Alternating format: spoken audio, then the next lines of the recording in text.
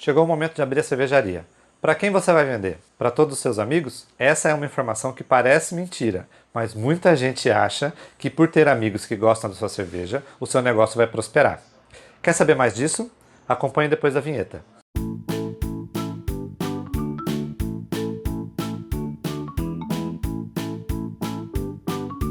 Pessoal, antes de eu começar esse vídeo, eu queria dar uma notícia para vocês.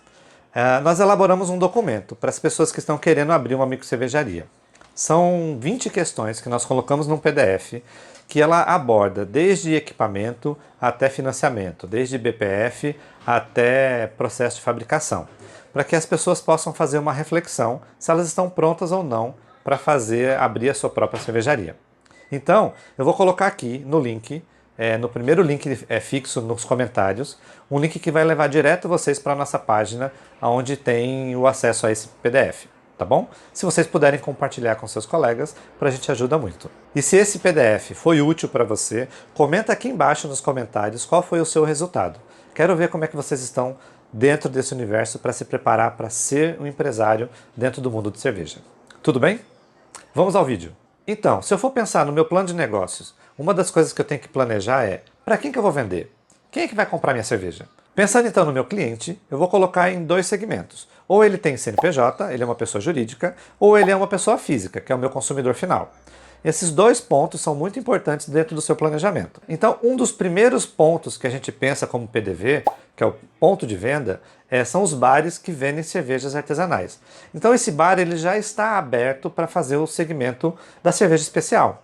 Então, eu tenho que ir lá abordar a negociação com esse cliente para saber e mostrar o meu produto como eu for vender ele, seja em garrafa ou seja em chopp. O segundo ponto que eu quero colocar, ele é muito parecido com os bares, mas são aquelas lojas específicas que foram criadas só para vender cervejas artesanais. Às vezes é um quiosque que está no shopping, às vezes é uma galeria. Então existem muito dessas lojas que aceitam uma variedade muito grande de cerveja artesanal. Isso é legal também porque é mais um ponto que você tem facilidade de entrar com o seu produto no mercado. Depois a gente passa para os empórios. E aí esses empórios eles são muito genéricos. Eles vão vender de molho de pimenta a cerveja, vinho, champanhe, carnes. Então você tem um segmento mais reduzido de cerveja artesanal dentro desses empórios. Mas ele pode ser uma fonte interessante para você colocar o seu produto para vender no seu bairro, na sua cidade, para você ter mais uma opção de venda. Depois a gente expande um pouco mais para os bares e restaurantes mais tradicionais. E aí agora entra um pouco mais de dificuldade, porque agora você precisa abrir um ponto de venda. Às vezes aquele bar ele só tem cerveja mainstream, ele só tem aquela cerveja de grande massa, e aí às vezes você precisa introduzir uma cerveja especial. Então, demanda um pouco mais de energia sua para poder mostrar o seu produto e convencer o dono daquele estabelecimento por que você tem que entrar naquele segmento, naquele ponto de venda. Eu vou dar um exemplo bem interessante nosso. A gente abriu um ponto de venda num food park. E esse food park ele só tinha cerveja tradicional, aquela cerveja de massa. E aí eu tive que levar copo, eu tive que levar cartaz, eu tive que abrir aquele ponto de venda para mostrar para os consumidores, olha, aqui também tem cerveja artesanal. E o engraçado é que existiam dois públicos, o público que ia para consumir a cerveja de massa e o público que ia para tomar a cerveja artesanal. Quando não tinha cerveja artesanal, porque às vezes eu demorava para entregar, ou porque às vezes acontecia um problema na logística, as pessoas deixavam de comprar a cerveja de massa esperando chegar a cerveja artesanal. E vice-versa acontecia. Tem vários fatores que vão fazer o consumidor definir qual é a cerveja que ele vai querer beber. Tem consumidor que é especificamente da cerveja tradicional, tem consumidor que vai gostar e vai entrar nesse universo da cerveja artesanal. Você precisa colocar isso também no seu modelo de plano de negócio. Antes de eu falar de um outro ponto de venda de grande escala, eu vou falar agora dos eventos. Esses eventos são muito mais próximos para vocês venderem para pessoa física. Então, por exemplo, você vai vender em feiras livres. Você vai montar sua barraca dentro de uma feira livre, sei lá, uma feira de artesanato, uma feira que tem no bairro da sua cidade, uma feira de exposição de carros antigos. Você vai lá montar um quiosque para venda direta para a pessoa física, do seu produto. Você vai montar para um evento específico de cerveja. Várias cervejarias se reúnem e fazem um festival de cerveja.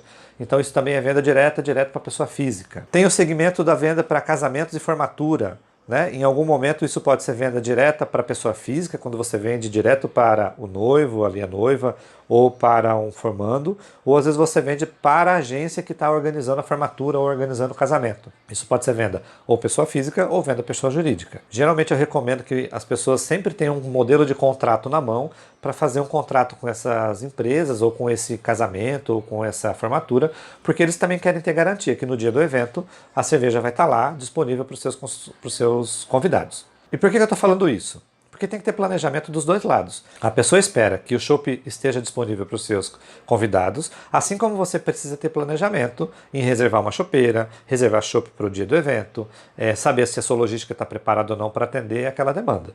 Tá? Então não esqueça de fazer o contrato para você não se prejudicar na hora de fornecer o chopp para um evento grande. Tudo bem? Por favor. Outro ponto que eu vou colocar aqui é a venda para supermercado e grandes varejos. Eu não vou abordar muito profundo isso, porque é um vídeo que eu vou preparar só especificamente sobre isso. Mas lembre-se, vendas para grandes players, que são os supermercados de grande varejo, eles têm contratos muito detalhados. A logística é muito difícil de fazer e a sua demanda, o seu volume tem que ser condizente com o pedido que eles vão fazer para vocês. Saibam que existe esse segmento para vocês trabalharem como ponto de venda, mas ele demanda muito mais atenção na hora de você fazer os contratos de venda para esses players. Tudo bem? E por último, eu tenho 3 segmentos muito legais para falar para vocês que também envolve a venda direta, tá? A venda para a pessoa física. Primeiro é se você tem um ponto de venda ou visitação dentro da sua fábrica e você faz a venda direta para quem está chegando na sua fábrica para consumir o seu chopp ou para comprar uma garrafa e levar de presente. Então essa venda direta é muito legal. A outra é o delivery, né? Então se você montar um sistema de ligação, WhatsApp, Instagram, em que a pessoa pede e você manda entregar, seja growler ou seja garrafa, você também está fazendo venda direta. Tá? E o outro segmento para venda direta é formar um e-commerce. É você fazer venda online para você vender. Isso influencia, obviamente, em custo de frete, em logística, de separação de material, embalagem, tudo que vai tornar o processo um pouco mais complicado, um pouco mais difícil. Mas ele também é um segmento que você pode e deve colocar dentro do seu plano de negócio para saber se vai atender ou não a sua demanda. Então, dentro do universo das cervejarias de bairro, que são aquelas pequenas fábricas que a gente está tentando apoiar, no seu planejamento é muito importante para você descobrir aonde está o seu consumidor, aonde está o seu cliente. Ele está na sua rua? Você já atendeu toda a demanda? Né? Ele está no seu bairro? Ele está na sua cidade? Eu vou dar uma pausa aqui agora para explicar para vocês. No nosso caso, a gente demorou muito para descobrir que a venda na própria cidade onde eu fabricava, ela era muito importante para segmentar a força que eu tinha com a cidade, para fazer aquela relação com os próprios consumidores do local. Quando a gente passou a fazer isso, a gente percebeu o quanto de envolvimento na própria cidade era muito mais positivo para a fábrica do que negativa, porque a logística era mais fácil, eu conseguia brigar por melhores preços. Então, não esqueçam de começar de dentro para fora. Depois que você explorou todo o seu bairro, que você explorou toda a sua cidade, aí você explora mais um pouco. Você pode chegar até no seu estado, se o seu volume de cerveja demanda isso. Quando você atinge o seu estado, se você tem produto sobrando ainda, você tem força para isso, aí você pensa em vendas para fora. Vai depender muito de quanto produto você tem, qual é a embalagem que você tem, como é a equipe e a logística que você vai montar para fazer tudo isso. Eu espero que esse vídeo tenha ajudado um pouquinho a orientar vocês dentro da escolha dos modelos de negócio e como é que você vai encontrar o seu cliente, o seu ponto de venda para vender a sua cerveja. E não esqueça de comentar sobre o link que eu coloquei para vocês aqui no fixo, né, nos primeiros comentários, sobre um PDF das 20 perguntas que nós preparamos para vocês observarem, fazer uma reflexão se vocês estão preparados ou não para montarem sua microcervejaria. E eu vou continuar encerrando esse vídeo falando daquela maneira. Se for para beber, que beba local e que seja lógico na sua fábrica. Chama a gente, viu? Tchau!